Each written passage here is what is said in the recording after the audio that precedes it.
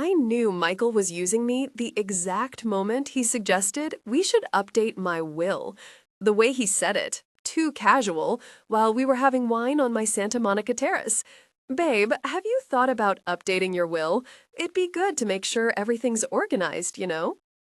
He was 32. I was 57. And in that second, with the sun setting over the Pacific, I understood everything. But before I tell you how this ended, if you're enjoying this story, drop a comment saying where you're watching from. I promise it's worth it. Let me go back a bit. I met Michael a year and a half ago at a charity event in Beverly Hills. I'm the CEO of my own tech company, built it from scratch, sold part of it to investors for $80 million, and still kept control.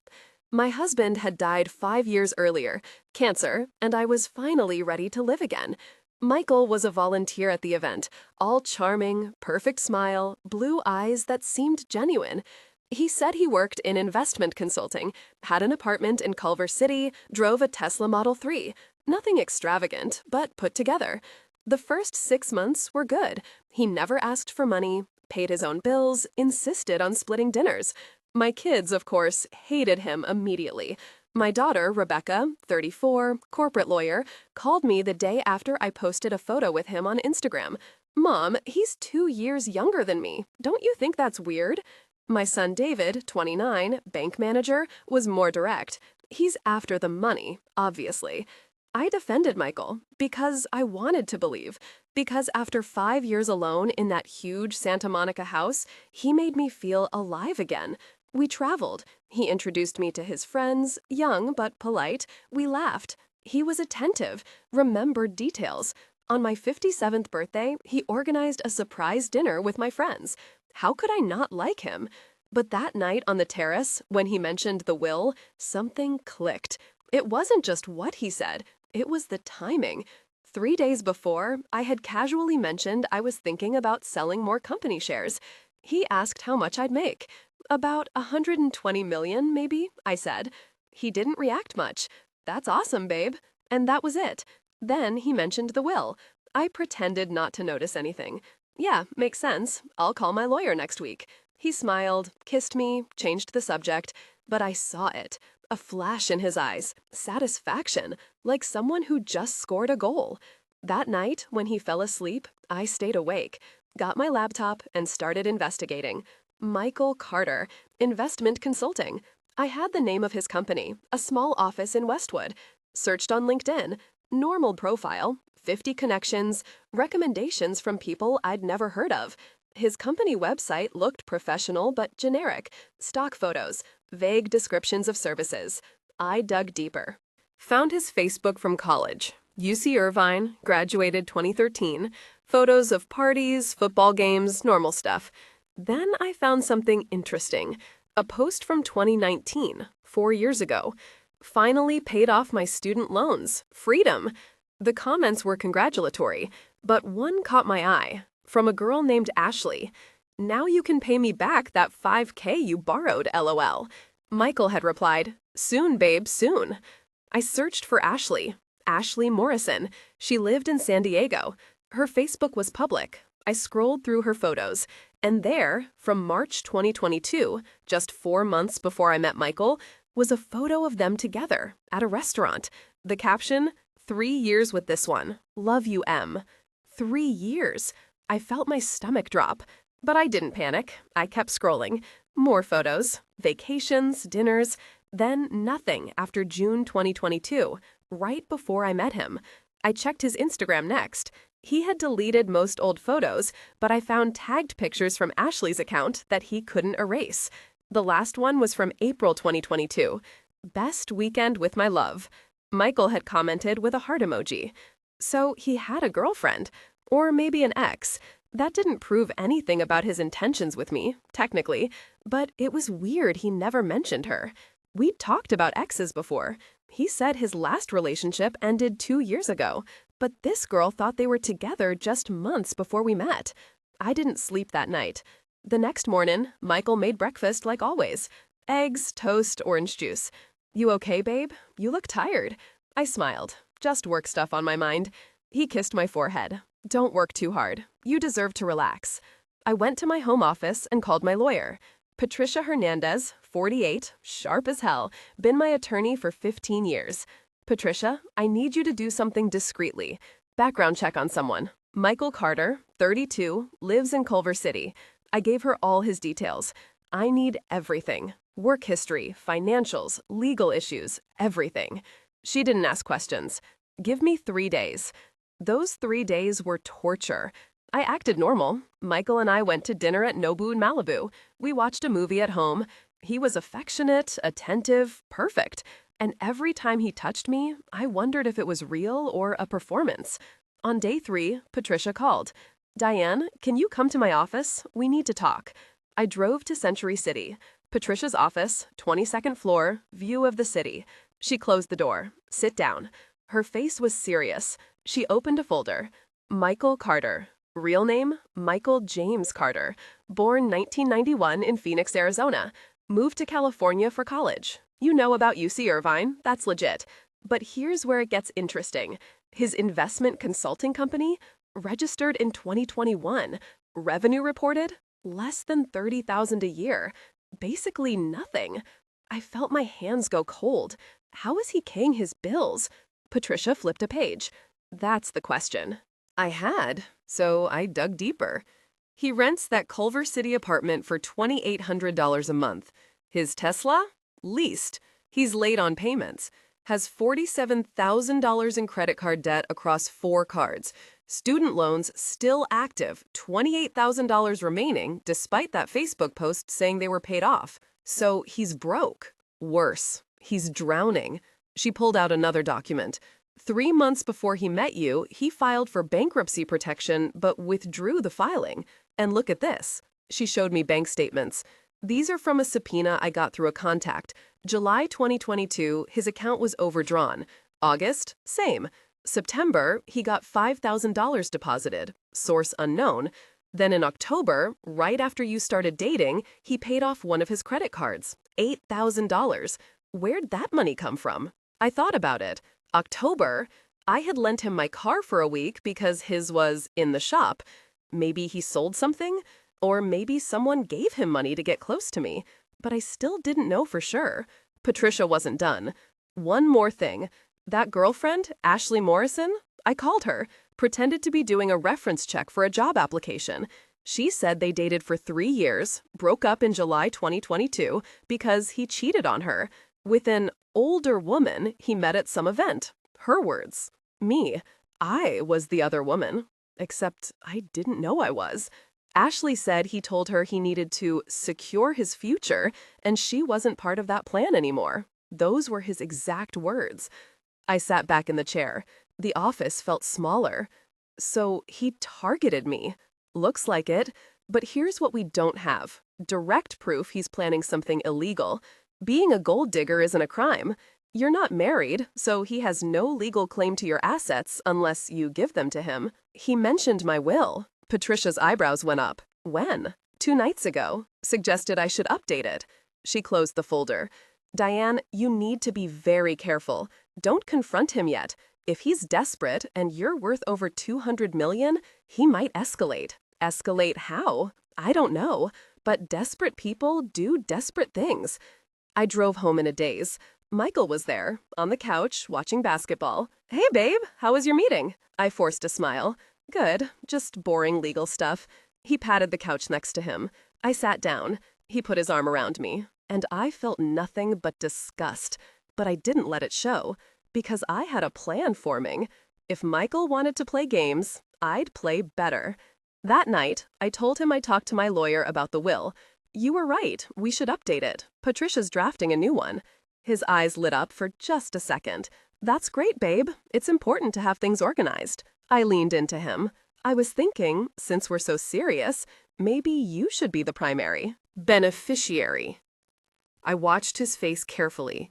He tried to look surprised, humble.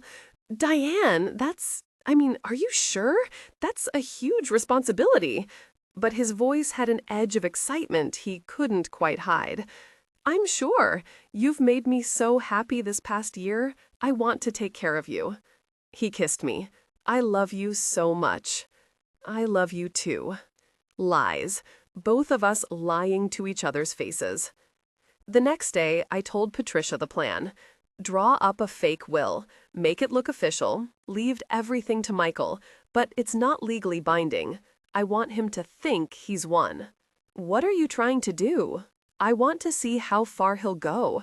If he's really just after money, he'll show his hand.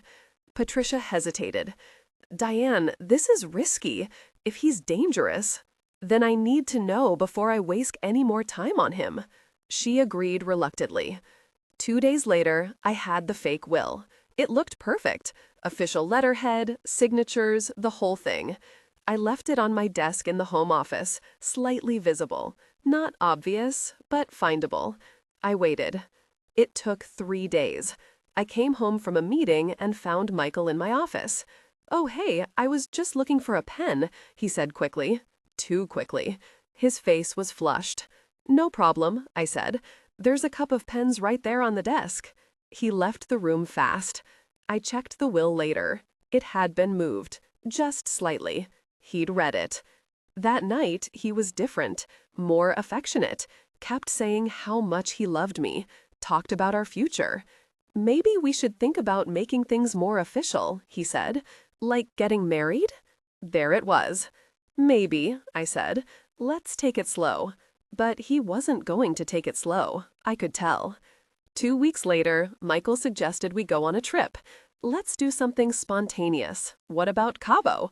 Just you and me, a resort, relax. It sounded nice, but I was suspicious of everything now. "Sure," I said. "Let me just wrap up some work stuff first." He booked the trip. 5 days at a luxury resort, first-class flights. He paid with my credit card, which I'd added him to months ago for emergencies. He spent $18,000 on the trip without asking me. Red flag. The night before we were supposed to leave, my son David called. "Mom, we need to talk. It's about Michael." I met him at a coffee shop in Marina del Rey. David looked stressed. "I hired a private investigator. I know you told me to back off, but I couldn't. And Mom, you need to see this." He handed me a folder. Photos. Surveillance photos. Michael meeting with a woman at a bar in Silver Lake. Not Ashley. Someone else. Blonde, mid-40s, expensive clothes. They looked close. Intimate. Who is she? Her name is Vanessa Price. She's 46, divorced, worth about $30 million from her. Settlement. She lives in Hancock Park. My blood went cold. How long has this been going on? 3 months. He sees her once or twice a week, tells her he's an entrepreneur. Same lies he probably told you. I looked at more photos. Michael kissing Vanessa, Michael leaving her house early in the morning. He was running the same game on both of us. "There's more," David said. "The PI found out Michael's been researching you, like deep research. He pays for background reports, financial records. He knows everything about your company, your assets, your properties. This wasn't random, Mom. He planned this from the start." I felt sick, but also angry, so angry. "Don't cancel the Cabo trip," I said. "I'm still going." "Mom, are you crazy?" "No, I'm done being the victim. I'm going to end this on my terms." I went home. Michael was packing. "Ready for paradise, babe?" I smiled. "Absolutely." On the flight to Cabo, I ordered champagne. Michael toasted. To us, to our future. I clinked his glass. To getting exactly what we deserve. He didn't catch the double meaning. The resort was beautiful. Beachfront villa, private pool, perfect sunset view. Michael was in heaven. "This is incredible, Diane. Thank you for this." We had dinner on the terrace. Expensive wine, fresh seafood. He held my hand across the table. "I've been thinking. When we get back, I want to make things official. Will you marry me?" He didn't have a ring. Of course not. Couldn't afford one. I smiled. "Michael, I need to tell you something first." His face got serious. "What is it?" "I went to the doctor last week. They found something. Cancer. Stage 3. His expression changed. Shock. Then something else. Calculation. "Oh my God, Diane. I'm so sorry. What did they say? Treatment options?" They said 6 months to a year, maybe less. I watched him. He was processing, his brain working. If I was dying, and he was in my will, and we were married, he'd get everything faster. "We should get married right away," he said. "I want to be there for you. I want to take care of you." "That's sweet," I said, "but I don't want to burden you." "You're not a burden. I love you." He was leaning in now, urgent. "Let's do it here, in Cabo. We can find a place that does quick weddings. Please, Diane, let me be your husband." And there it was, the mask completely off. I stood up from the table, pulled out my phone. "That's really touching, Michael. One problem, though. I'm not sick." His face went blank. "What?" "I don't have cancer. I lied. Like you've been lying to me for a year and a half." He stood up. "Diane, what are you talking about?" "I know about Vanessa. I know about your debt. I know you targeted me. I know everything." His expression changed. The charm disappeared. Something colder took its place. "You went through My stuff? I protected myself from a con artist. There's a difference." He stepped closer. "You don't understand. I love you. Yes, I made mistakes, but I love you." "You love my money, not me."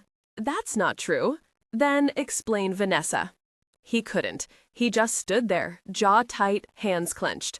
"The will you read in my office? It's fake. You get nothing. We're not getting married. And when we get back to LA, I want you out of my house." He laughed. Actually laughed. "You think you're so smart. You have no idea." "What does that mean?" He pulled out his phone, showed me a video. It was me, in bed with him, from a few weeks ago. "You recorded us?" "Insurance," he said. "You kick me out, I release this. Your company, your reputation, your kids seeing this. I wonder what that's worth to you." I felt my hands shake, not from fear, from rage. "You're blackmailing me?" "I'm negotiating. Give me $5 million, I disappear. You never hear from me again." I stepped back, pulled out my phone. "You're right about one thing. I don't know everything, but you don't either." I played a recording. His voice, clear as day, from our conversation 5 minutes ago. "I want to be your husband. Let me take care of you." And then my voice. "I'm not sick. I lied." His face went white. "See, I've been recording our conversations for 2 weeks, including the part where you just tried to blackmail me. Extortion is a felony in California, 5 to 10 years. He moved toward me. "Delete that." "No." He grabbed my arm, hard. "Delete it now." The villa door opened. 2 men walked in. Resort security, but also off-duty Cabo police officers I'd arranged to be nearby. "Is there a problem here, Senora?" Michael let go of my arm immediately. "This man just attempted to extort me and assaulted me. I have it all recorded. I'd like to press charges." The officers moved toward Michael. "Senor, you need to come with us." Michael looked at me. "You set me up." "You set yourself up. I just gave you the rope." They took him away. He was yelling, threatening, but they didn't care. I stood on that terrace alone. My arm hurt where he'd grabbed me, but I felt lighter than I had in months. I called Patricia. "It's done. He tried to blackmail me. I have everything recorded. File for a restraining order. And let's make sure every woman he might target knows exactly who he is. Consider it done." I called Vanessa next, got her number from David's PI report. She answered, confused. "Who is this?" "Someone you need to talk to about Michael Carter." We talked for an hour. She was shocked, angry, grateful. "I almost married him last month. He said he needed money for a business investment. I was about to give him $2 million. He's in jail in Cabo right now. He'll be deported back to the U.S. in a few days. When he gets back, there will be charges waiting." Thank you. God, thank you. I spent the next 3 days in Cabo alone, on the beach, in the sun, finally able to breathe. I thought about the last year and a half, how I'd wanted to believe in love again, how that hope had made me vulnerable. But I also thought about how I'd fought back, how I'd played him better than he played me. When I got back to LA, Rebecca and David met me at the airport. "Mom, are you okay?" Rebecca hugged me tight. "I'm okay. Better than okay." Michael was arrested 2 weeks later. Attempted extortion, fraud, assault. His trial is in 3 months. Vanessa and I both gave statements. Turns out there were 2 other women he'd been running similar scams on. We all compared notes. He had a whole system. I updated my real will, left everything to my kids, some charities, people who actually deserved it. Patricia made it ironclad. My company's doing great. We just landed a new contract worth $40 million. And I'm dating again. Richard, 61, retired architect, actually age-appropriate, actually kind. We're taking it slow. But here's the thing nobody tells you about these situations. Even though I won, even though Michael's facing prison, part of me still wonders if any of it was real. Were there moments he actually cared? Or was it all calculated from day one? I'll probably never know. What I do know is this. I'm not a victim. I'm not someone who gets played and walks away broken. I'm someone who fights back. And honestly, that feels better than love ever did with him. Continuation of the part 1. 3 months after Cabo, I was sitting in a deposition room in downtown LA with Patricia. Michael's defense attorney, some guy named Ron Berkowitz who looked like he bought his suit at Target, was trying to make me look like a vindictive ex. "Ms. Morrison, isn't it true that you fabricated evidence against my client because he rejected your marriage proposal?" I almost laughed. That's completely false. I have recordings, witnesses, and documentation of everything. Berkowitz leaned back. "Recordings you made without his knowledge. That's illegal in California." Patricia jumped in. "California is a 2-party consent state for private conversations, but there's an exception when one party has reasonable suspicion of a crime being committed. My client suspected extortion, which she was correct about, making the recordings admissible." Berkowitz's face twitched. He knew he was losing. "We'll see what the judge says." After the deposition, I grabbed coffee with Patricia. "How confident are you?" I asked. She stirred her latte. 90%. The recordings are solid, the assault in Cabo, the other victims coming forward, his financial desperation. It's an easy case. What about the 10%? Juries can be unpredictable, and he's gonna play the older, rich woman scorned angle hard, make himself look like a victim. That night, I couldn't sleep. I kept thinking about Michael's face when those officers took him away, the hatred in his eyes, like I'd ruined his life instead of just stopping him from ruining mine. My phone buzzed. Text from an unknown number. "You're going to regret this." I screenshotted it, sent it to Patricia. She called me immediately. "That's a violation of the restraining order. I'm filing contempt charges tomorrow. Change your number tonight." I did. But it felt like Michael still had power over me somehow. Like even from whatever hole he was hiding in, waiting for trial, he could still get to me. Rebecca came over the next day. Brought lunch from that place on Montana I like. "Mom, you look exhausted." I picked at my salad. "I'm fine, just ready for this to be over." She sat across from me. "I need to tell you something, and you're going to be mad." My stomach dropped. "What?" "Michael contacted me. Through a friend of a friend on Facebook. He wants to talk to you." "Absolutely not." "I know. I told him to go to hell. But Mom, he said something weird. He said you don't know the whole story, that there are things that will come out in trial that will change everything." His words. I put down my fork. "Like what?" "He wouldn't say. Probably just trying to scare you. But I wanted you to know." That whole storyline kept me up for another week. What could Michael possibly have that would change anything? I had him on recording, multiple witnesses, his pattern of behavior with other women. What was I missing? The trial started on a Tuesday in October. I wore a navy suit, minimal jewelry, wanted to look professional, not flashy. The courtroom was smaller than I expected. Michael sat at the defense table in a cheap suit, hair cut short, looking wholesome and innocent. He didn't look at me. The prosecutor, Jessica Chen, 38, sharp and no nonsense, laid out the case in opening statements. The evidence will show that Michael Carter is a serial con artist who targets wealthy women, gains their trust, and then attempts to extort money through blackmail and manipulation. Berkowitz's opening was predictable. Michael Carter is a young man who fell in love with the wrong person, a powerful, controlling woman who couldn't handle rejection. When he tried to end the relationship, she fabricated this entire scenario to destroy him. I wanted to throw something at him. The first 2 days were mostly procedural: bank records, financial experts, timeline of events. Boring, but necessary. On day 3, Jessica called Vanessa Price to the stand. Vanessa looked elegant, composed. She told her story clearly: how Michael had approached her at a gallery opening, claimed to be an art investor, romanced her for months, then asked for money for a business opportunity. "Did you give him the money?" Jessica asked. "No. Diane Morrison contacted me before I could." She saved me from making a terrible mistake. Berkowitz tried to discredit her on cross. Isn't it true you were simply embarrassed about dating a younger man and now you're lashing out? Vanessa didn't blink. I was embarrassed about being stupid enough to almost fall for his lies. But that doesn't make the lies less real. Strong answer.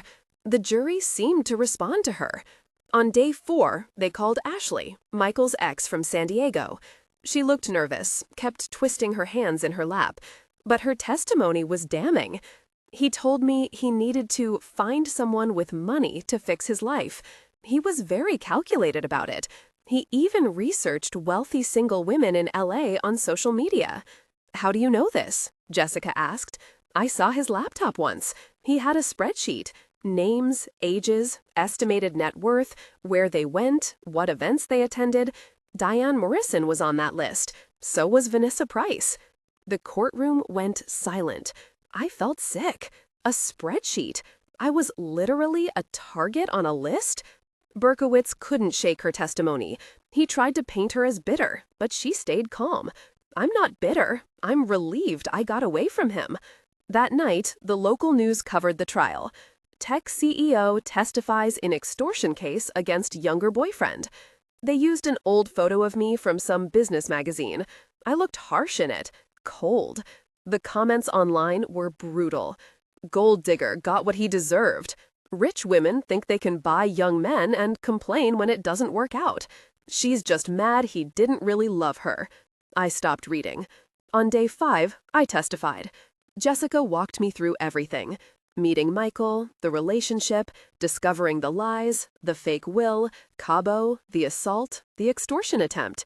I stayed calm, factual, didn't let emotion creep in. Then Berkowitz got his turn. "Ms. Morrison, you're worth over $200 million, correct?" "That's approximately correct." "And Michael Carter was a struggling consultant making less than $30,000 a year?" "Yes." "So you held all the power in this relationship?" "I don't know if I'd phrase it that way." "You paid for trips, dinners, added him to your credit card. You controlled the finances completely." "I paid for things because I could afford to. He never objected." "Did you ever consider that a young man in his position might feel pressured to go along with whatever you wanted?" I stared at him. "Are you seriously suggesting I coerced him?" "I'm suggesting that when a woman of your wealth and status dates a younger man with no money, there's an inherent power imbalance. And when that young man tries to leave, you used your resources to destroy him. He didn't try to blackmail me. After you lied to him about having cancer, after you set him up with a fake will, you manipulated him, Ms. Morrison." Patricia objected. Argumentative. The judge sustained it. But the damage was done. Berkowitz had planted the seed. Rich, powerful woman, poor, victimized young man. The jury looked confused now, less certain. That weekend, David came over. "Don't worry about Berkowitz. Jessica will clean it up in closing arguments." But I was worried, because Berkowitz had touched on something real. I did have more power than Michael financially, and I had set him up with the fake will and the cancer lie. Even though he'd been planning to use me all along, I'd still manipulated him to reveal himself. Was I any better than him? On Monday, day 6 of trial, Berkowitz called his first witness, a woman I'd never seen before. Late 50s, professional looking, walked to the stand with confidence. Please state your name for the record. Dr. Helen Pritchard. And your profession? I'm a clinical psychologist specializing in relationship dynamics and financial abuse. My heart started racing. What was this? Dr. Pritchard testified for 2 hours about financial abuse in relationships with significant wealth disparities. She talked about how wealthy partners can use money as a tool of control, how younger, less wealthy partners often feel trapped and resort to desperate measures. She never mentioned me by name, didn't have to. The parallels were obvious. Jessica objected multiple times. Relevance: the witness has never met either party. But the judge allowed most of it. It's expert testimony on relationship dynamics. I'll allow it. When Jessica cross-examined, she went hard. Dr. Pritchard, have you reviewed any specific evidence in this case? I've reviewed general facts provided by the defense. But you haven't spoken to Miss Morrison? No. Or examined the recordings of Mr. Carter attempting extortion? No. Or reviewed the evidence of his pattern of targeting wealthy women? I was not provided with that information. So your testimony is based on hypotheticals, not facts specific to this case? I'm speaking to general patterns I've observed in my practice. Objection. Non-responsive. The judge agreed. But again, the seed was planted. The jury had heard an expert say wealthy women can be abusive. On Tuesday, Berkowitz called Michael to the stand. This was it. I'd been dreading this moment. Michael looked humble, spoke softly, played the victim perfectly. Michael, tell us about your relationship with Diane Morrison. I loved her. I really did. She was beautiful, successful, everything I thought I wanted. But after a while, I realized she was controlling. She wanted to manage every aspect of my life: where I went, who I saw, how I spent money. Lies. Complete lies. Did you target her for her money? No. I know it looks bad, the spreadsheet Ashley mentioned, but that was from before I met Diane. I was in a dark place financially, and yes, I thought about dating someone wealthy. But when I met Diane, I fell for her genuinely. What about the other women? Vanessa Price? I met Vanessa at a low point. Diane and I had been fighting. She was threatening to cut me off financially. I was scared, desperate. I made a mistake, but I never took money from Vanessa. Tell us about Cabo. Michael's eyes got teary. Actually teary. Diane told me she had cancer. I was devastated. I suggested we get married because I wanted to be there for her. Then she revealed it was a lie, a test. She'd been playing games with me for weeks. The fake will, the cancer, recording our conversations. When I realized she'd been manipulating me, I got angry. I said things I regret, but I never actually tried to extort her. The recording suggests otherwise. She edited it. She's a tech CEO. She has resources I don't. I think she manipulated that recording to make me sound guilty. I almost stood up. Jessica gripped my arm under the table. Stay calm. Jessica's cross-examination was brutal. She played the full, unedited recording. She showed bank records of his debts. She presented evidence of the other women. She cornered him on every lie. But Michael was good. He admitted to mistakes, claimed he was young and stupid, said he'd learned his lesson. He apologized to me directly from the stand. Diane, I'm sorry I hurt you. I made terrible choices, but I never meant to extort you. I loved you. Some of the jury members looked sympathetic. Closing arguments were on Wednesday. Jessica was fire. She laid out every piece of evidence, connected every dot, painted Michael as a calculating predator. Berkowitz played the sympathy card. Is Michael Carter perfect? No. Did he make mistakes? Yes. But is he a criminal? That's what you have to decide. And I ask you to consider the power dynamics here. A 32-year-old man with nothing, a 57-year-old woman worth hundreds of millions. Who really had the power to manipulate whom? The jury deliberated for 3 days. 3 agonizing days. Patricia kept saying that was a good sign, meant they were taking it seriously. But I was terrified. On Saturday afternoon, my phone rang. Patricia. They have a verdict. Judge wants everyone in court in 2 hours. I drove to downtown LA in a fog. Rebecca and David met me there. We sat behind the prosecutor's table. Michael sat at the defense table, looking nervous for the first time. The jury filed in. I tried to read their faces. Nothing. Has the jury reached a verdict? The foreman stood. We have, Your Honor. On the count of attempted extortion, how do you find? We find the defendant guilty. I exhaled. Guilty. They believed me. On the count of assault, how do you find? We find the defendant guilty. 2 for 2. On the count of fraud, how do you find? A pause. We find the defendant not guilty. What? Patricia grabbed my hand. The fraud charge was about the fake identity stuff, the lies about his business. The jury didn't think that rose to criminal fraud, but the big charges stuck. Extortion and assault. Those were felonies. Sentencing was set for 3 weeks later. Michael was taken into custody immediately. As they led him away in handcuffs, he looked at me. Not with hatred this time, with something else. Resignation, maybe, or acceptance. Outside the courthouse, reporters swarmed. Miss Morrison, how do you feel about the verdict? I kept it simple. I'm grateful for justice, and I hope this sends a message that con artists will be held accountable. Patricia pulled me away before they could ask more questions. Sentencing day came fast. The judge gave Michael 4 years in state prison. With good behavior, he'd serve maybe 2.5. It seemed short for what he'd done, but Patricia reminded me it was a win. Extortion cases are hard to prosecute. You got justice. I should have felt victorious, but mostly I just felt tired. Life went back to normal, sort of. I threw myself into work. The company launched a new product line that did incredible business. Rebecca had a baby, my first grandchild, a girl named Emma. David got engaged. Good things were happening. Richard and I kept dating. He was patient, kind, never pushed. One night over dinner at his place in Pasadena, he said, "You know you can trust me, right? I'm not Michael." I know.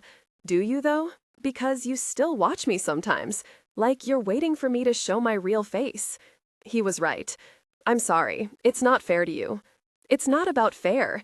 I just want you to be happy, really happy, not always waiting for the other shoe to drop. I thought about that a lot, about how Michael had taken something from me that wasn't money.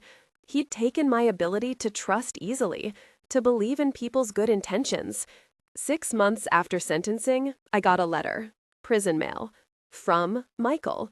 I almost threw it away, but curiosity won. The letter was handwritten, 3 pages.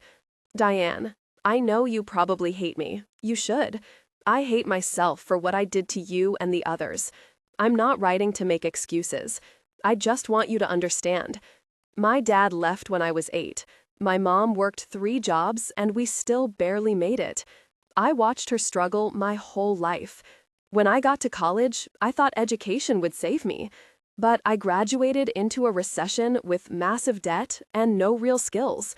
I watched everyone around me succeed while I failed. Ashley was right. I made a spreadsheet. I targeted women. It was systematic, and I'm ashamed. But I was also desperate. You can't understand what it's like to be drowning financially every single day, to feel like you're one mistake away from homelessness. That doesn't excuse what I did, but it's the context you never asked about. You saw a con artist. I saw a survival strategy. Both things can be true. I did care about you. Parts of it were real. I know you won't believe that, but it's true. I'm not asking for forgiveness. I'm just asking you to know I'm not a monster. I'm a person who made terrible choices. I hope you find happiness with someone who deserves you, because despite everything, you're an incredible woman, and I'm sorry I couldn't be the person you needed. Michael. I read it 3 times, tried to find the manipulation in it, the angle, but it just seemed human, flawed and broken and human. I didn't write back. Richard proposed on a beach in Santa Barbara 2 months later. Simple ring, heartfelt speech, no games. I said yes. We got married at City Hall with just Rebecca, David, and a few close friends. No big ceremony, no drama. Just 2 people who wanted to be together. Emma just turned 1. She's perfect. David's wedding is next spring. My company hit a billion-dollar valuation last quarter. Life is good. But sometimes, late at night when Richard's asleep next to me, I think about Michael's letter, about survival strategies and terrible choices, and the difference between monsters and desperate people. I think about how I set him up, how I could have just walked away when I found out the truth. But I needed to win, needed to prove I wasn't a victim. And I wonder if that makes me cold, calculating, not so different from him in some ways. I still don't know the answer to that. What I know is this: I protected myself, I fought back, I won. And whether that makes me a hero or just another person who uses power to control outcomes, I guess that's not for me to decide. The jury said Michael was guilty. The law said he was a criminal.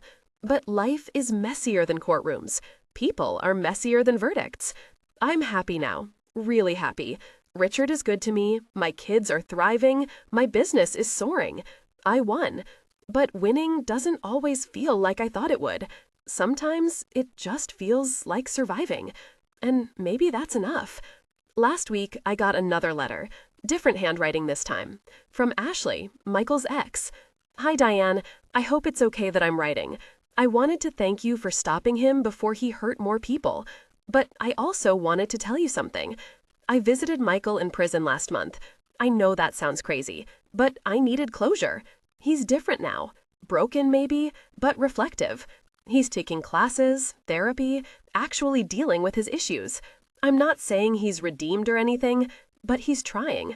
I thought you should know. Not because you owe him anything, but because maybe it helps to know that people can change, even the worst of us. Take care, Ashley.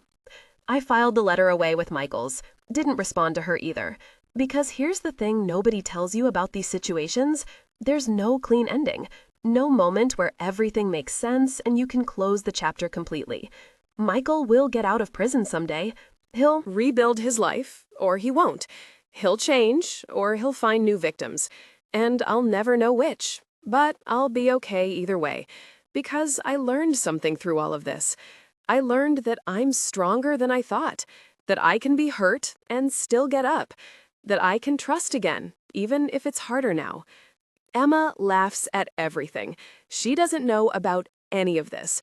About her grandmother who dated a con artist, who set him up, who sent him to prison.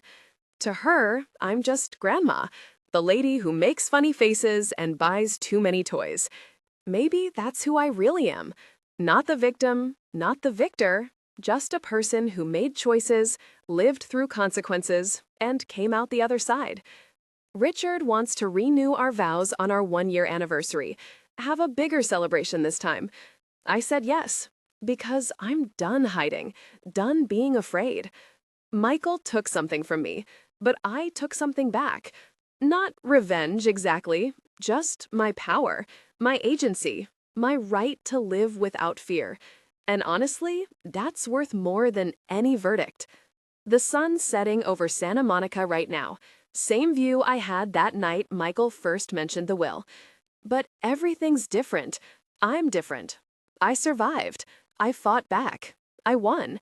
And if that makes me cold, calculating, even a little bit like him in some twisted way, I can live with that. Because at the end of the day, I'm the one still standing, still building, still loving, still living. And Michael's the one in a cell, writing letters that I may or may not read, wondering where it all went wrong. Maybe there's justice in that. Maybe there isn't. But there's closure. And for now, that's enough.